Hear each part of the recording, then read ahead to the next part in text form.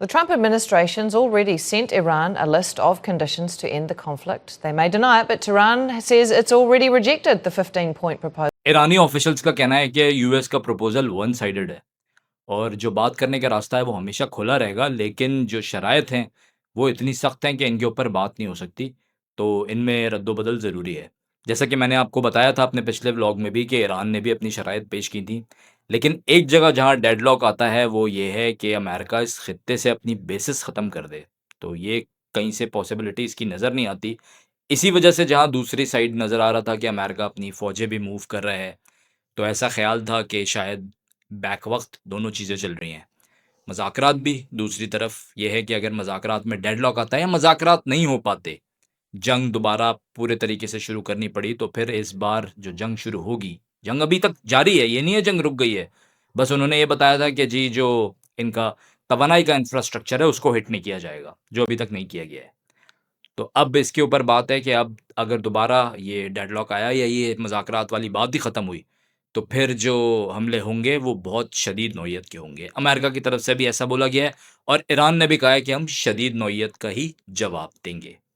अब यहाँ पर एक बात ऐड करूँ, बहुत से लोग कह रहे हैं कि जी पाकिस्तान जो है वो जंग का हिस्सा बन गया है। बिल्कुल एक गलत बात है। ये मैं आपको एक लॉजिक के साथ प्रूव करता हूँ। अमेरिका इस वक़्त चाहता है आबनाए हरमूज़ के ऊपर अपना कंट्रोल। क्योंकि वहाँ ईरान की बगैर इजाज़त जो जहाज़ हैं वो गुजर नहीं पा रहे और इसी वजह से अमेरिका ने खार्ग आइलैंड के ऊपर जो ईरान का हिस्सा है, जहाँ से ईरान का सबसे ज़्यादा मिकदार में तेल निकलता है। कहा जाता है कि ईरान का 90% ऑयल वहीं से आ रहा है। तो अमेरिका की कोशिश है कि उस आइलैंड को कैप्चर कर लिया जाए। अगर उस आइलैंड को कैप्चर कर लिया, ऑब्वियसली अमेरिका का ऐसा मानना है कि ईरान घुटनों पे आ जाएगा। तो वो भाई जिस जगह से लगता है ना खार्ग आइलैंड और ये पूरा अपना हरमुज़, वो गल्फ वाला रीजन उधर से ज़्यादा करीब है, ठीक है? हमारी तरफ से जो जगहें पड़ी हैं वो आप देखें, अगर ये बलूचिस्तान, सिस्तान ये जगहें हैं, तो जो लोग भी ऐसा समझ रहे हैं ना कि कोई पाकिस्तान पार्ट बन रहा है या पार्ट बन जाएगा, ये बिल्कुल गलत है। पाकिस्तान पार्ट था पीस टॉक्स का। अभी भी पाकिस्तान की कोशिश है कि इस खित्ते में अमन रहे और अब तो हमारे जो पड़ोसी मुल्क हैं वो भी मानने के लिए तैयार हो गए हैं, जो कि हमारे सबसे बड़े दुश्मन हैं। उनका भी मैं मीडिया देख रहा था कि वो अपनी फॉरेन पॉलिसी को रगड़ा दे रहे थे कि यार ये किया क्या है इन्होंने। यहाँ पे पाकिस्तान को हम लोग पता नहीं क्या-क्या बोलते थे, लेकिन आज देखो पाकिस्तान पीस टॉक्स में सबसे आगे है, अमन का पैगाम दे रहा है दुनिया में। ठीक है? तो इस बात को अपने ज़हन से निकाल दें कि पाकिस्तान किसी जंग का हिस्सा बन गया है, एब्सोल्यूटली रॉन्ग। अब मैं एक दूसरी तरफ बड़ी डेवलपमेंट का ज़िक्र करता हूँ कि इज़राइल ने हिट लिस्ट से नाम निकाल दिया है ईरान में जिन लोगों से मुज़ाकरात करने हैं उनका। क्योंकि पिछले दिनों कहा जा रहा था कि अली लालेजानी जो कि शहीद हो गए हैं, वो एक ऐसे इंसान थे जो मुज़ाकरात को सीरियसली और अच्छे तरीके से डील कर सकते थे, तो उनको शहीद कर दिया गया। अब ज़रूरी है कि ईरान के पास क़यादत में ऐसे लोग मौजूद हों, जो डायलॉग्स को सीरियसली आगे लेके चलें और कुछ ले दे के ही डायलॉग बनते हैं, चाहे अमेरिका की साइड से हो या फिर ईरान की साइड। अगर हम आज की तारीख में भी इस जंग की हकीकत देखें, तो अभी तक अमेरिका आपने हरमुज़ पे कंट्रोल नहीं पा सका है। हमारे पड़ोसी कहते हैं कि जी क्या आपने हरमुज़ में ईरान ने सी माइन्स बिछाए हुए हैं। अब अगर सी माइन्स बिछाए हुए हैं, ये ईरान जो भी वहाँ स्ट्रैटेजी लेके चल रहा है, ये ईरान को ही पता है प्रॉपर कि वहाँ पर क्या सीन है। क्योंकि अगर आप देखें वहाँ से जहाज़ पास भी हो रहे हैं, जो जिन जहाज़ों को ईरान खुद रास्ता दे रहा है।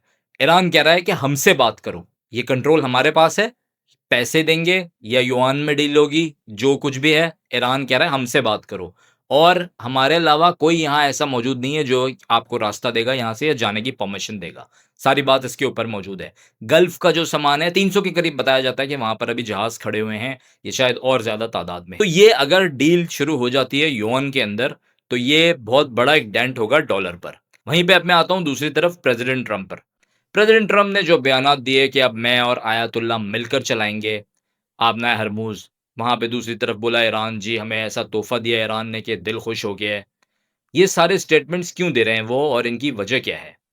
मार्केट को स्टेबल रखना, ये वजह है। ऑयल प्राइसेस ऊपर गईं, ट्रंप साहब का बयान आया, थोड़ी-सी नीचे आई। ये अलग बात है कि वो प्रॉपर स्टेबल नहीं हो पा रही।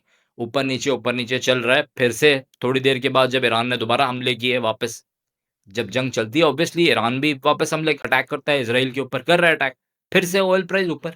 तो मार्केट को प्रॉपर स्टेबल सस्टेन नहीं कर पा रही। कुछ लोगों को अभी समझ नहीं आ रहा कि ये सीन चल क्या रहा है। एक तरफ पीस टॉक्स बोलते हैं, एक तरफ ये बोलते हैं और एक तरफ जंग की बात करते हैं।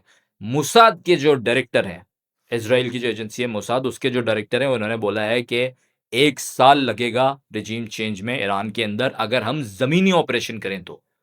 और ज़मीनी ऑपरेशन में अपने नुकसान से भी आगाह किया है कि ख़ासा नुकसान अमेरिका को और इज़राइल को भी उठाना पड़ेगा अगर ज़मीनी ऑपरेशन की तरफ गए तो। अब डोनाल्ड ट्रंप सेफ एग्ज़िट क्यों चाहते हैं? अगर ज़मीनी ऑपरेशन की तरफ जाते हैं, हक़ाइक़ इनको भी पता है, साल की जो 1 साल की बात की है। तो डोनाल्ड ट्रंप का जंगें रुकवाने वाला बयानिया और ये बोलने वाला बयानिया कि मैं तो अमेरिका को किसी बड़ी जंग में कभी एंगेज करूँगा ही नहीं, गलत साबित हो जाता है। अपने वोटर्स को जवाब देना मुश्किल हो जाएगा।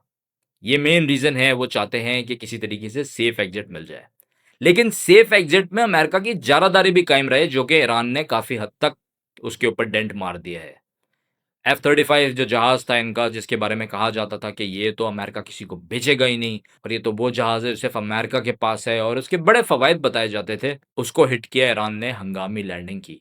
और जो तरीक़ेकार अपनाया हीट डिटेक्शन वाला, वो वाक़ई काबिल-ए-तारीफ़ है। तो अमेरिका, जिसको एक हवा बनाया हुआ था सबने कि यार हर कोई कहता था अमेरिका से कौन लड़ेगा? ईरान ने इस चीज़ को साबित करके दिखाया और साबित कदमी के साथ खड़ा हो गया है अमेरिका के सामने। अब ईरान क्या चाहता है? ईरान चाहता है कि ये जंग हमारी टर्म्स पे ख़त्म की जाए, वरना वो अमेरिका को लंबा एंगेज रखना चाहता है। लंबा एंगेज रखने से क्या होगा?